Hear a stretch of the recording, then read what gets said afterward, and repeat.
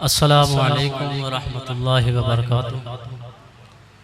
अल्हम्दुलिल्लाहि वलिय्यि वस्सलातु अला नबिय्यि इन्नल्लाह व मलाइकतहू युसल्लूना अलन नबी या अय्युहल्लज़ीना आमनू सल्लु अलैहि व सल्लिमू तस्लीमा। अल्लाहुम्मा सल्लि अला सय्यिदिना व मौलाना मुहम्मदिन व बारिक व सल्लिम व सल्लु अलैहि। असर हाज़िर के इंसान ने आज साइंसी, सनादी और इक़्तिसादी तरक्कियों की जिन मनाजिल को छू लिया, आज से फ़कत 100 साल कबल उनका तसव्वुर करना भी मुहाल था। जदीद तरीन ज़राए अबलाग ने पूरी दुनिया को एक गांव की सूरत दे दी है। पूरी कायनात में कहीं भी कोई वाक़या रूनुमा होता है तो उसकी ख़बर जंगल की आग की तरह पूरी कायनात में फैल जाती है।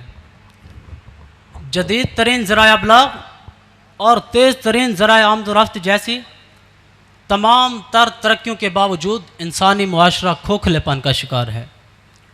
मोहब्बत, हमदर्दी, गम गुसारी के बजाय नफ़रत, दुश्मनी और डिप्रेशन की गहरी खाई में गिरा हुआ है। आखिर इस मर्ज़ की दवा क्या है? किसी भी मुआशरे में बसने वाली इंसानियत जब अखलाकी अक़दार से खाली होती है तो वो हकीकत में ज़िंदगी के हुस्न से खाली होती है, और जब वही इंसानियत अखलाक के आला दर्जे पर फायज़ होती है तो वो हकीकत में ज़िंदगी के हुस्न से माला माल होती है। हमारे करीम आका सल्लल्लाहु अलैहि वसल्लम अखलाक के आला दर्जे पर फायज़ थे। करीम आका सल्लल्लाहु अलैहि वसल्लम ने ख़ुद इरशाद फरमाया, इन्नमा बुइस्तु लिउतम्मिम मकारिमल अखलाक, कि बेशक अल्लाह ताला ने मुझे अखलाक को मुकम्मल करने के लिए मबूस फरमाया। और करीम आका सल्लल्लाहु अलैहि वसल्लम ने सारी ज़िंदगी हुजूर की उम्मत और करीम आका सल्लल्लाहु अलैहि वसल्लम ने सारी ज़िंदगी अपनी उम्मत की गम गुसारी में गुजार दी। और करीम आका सल्लल्लाहु अलैहि वसल्लम की तरबियत का नतीजा था कि जो लोग हुजूर की तशरीफ़ आवरी से कबल जानवरों की तरह ज़िंदगी गुजारने पर मजबूर थे, तो कुछ ही अरसे बाद वो अखलाक के आला दर्जे पर फायज़ थे, जिसको किसी शायर ने यूँ बयान किया कि खुद न थे जो राह पर औरों के हादी बन गए, क्या नज़र थी जिसने मुर्दों को मसीहा कर दिया।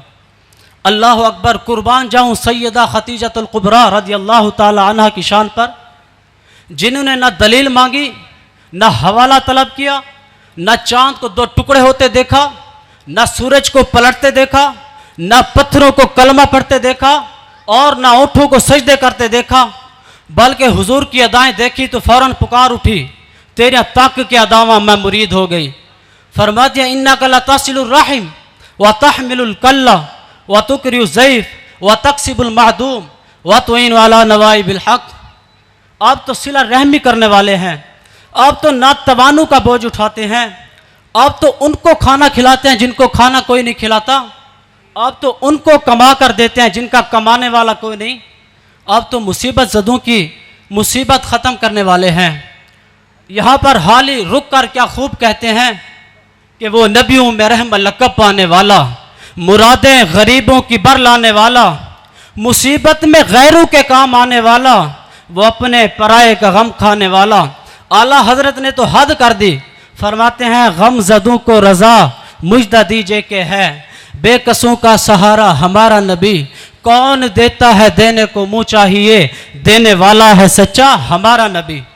अल्लाह अकबर। सैयदना अब्दुल्ला बिन उमर रज़ियल्लाहु ताला अन्हु से मरवी रिवायत है कि एक शख्स करीम आका सल्लल्लाहु अलैहि वसल्लम की पाकीज़ा बारगाह में हाजिर हुआ और अर्ज़ गुजार हुआ कि या रसूलल्लाह सल्लल्लाहु अलैहि वसल्लम, मुझे इस बारे में बताइए कि अल्लाह ताला के यहाँ सबसे ज़्यादा महबूब तरीन बंदा कौन है और सबसे ज़्यादा पसंदीदा अमल कौन सा है। तो सुनिए, करीम आका सल्लल्लाहु अलैहि वसल्लम ने इरशाद फरमाया, जो लोगों को सबसे ज़्यादा नफ़ा पहुँचाए वो अल्लाह ताला के यहाँ सबसे ज़्यादा महबूब बंदा, और जो लोगों की ज़रूरत को पूरा करे। अगर कोई भूखा है तो खाना खिलाए, मुसीबत ज़दा है तो उसकी मुसीबत दूर करे, परेशान हाल है तो परेशानी दूर करे, तो ये अमल सबसे बेहतरीन अमल है। तो फिर करीम आका सल्लल्लाहु अलैहि वसल्लम ने इरशाद फरमाया कि किसी मुसलमान की ज़रूरत को पूरा करने के लिए जाना मुझे उस मस्जिद नबवी सल्लल्लाहु अलैहि वसल्लम में 1 महीना एतकाफ़ करने से ज़्यादा महबूब लगता है। तो साहिब, आज हमें यहाँ मुस्तफ़ाई फ़िक्र लेने वालों में शुमार किया जाना है। तो आज हमें ये बात सोचनी होगी कि हमारे मुआशरे में कितने लोग भूखे होते हैं। वो कौन सा घर है जिसमें भूख की वजह से बच्चे सारी सारी रात रोते नजर आते हैं। वो कौन सा मजदूर है जो सारा दिन मजदूरी करने के बाद 1000 रुपया लेकर आता है और रात को बच्चे के लिए दवाई लेने के लिए 3000 नहीं होता और फिर दर दर के धक्के खाता है। तो साहिब, इस उम्मत की गमगुसारी करें और इस उम्मत को गुलगुलजार बनाने में अपना भरपूर किरदार अदा करें। वस्सलाम व मा तौफीक़ी इल्ला बिल्लाह।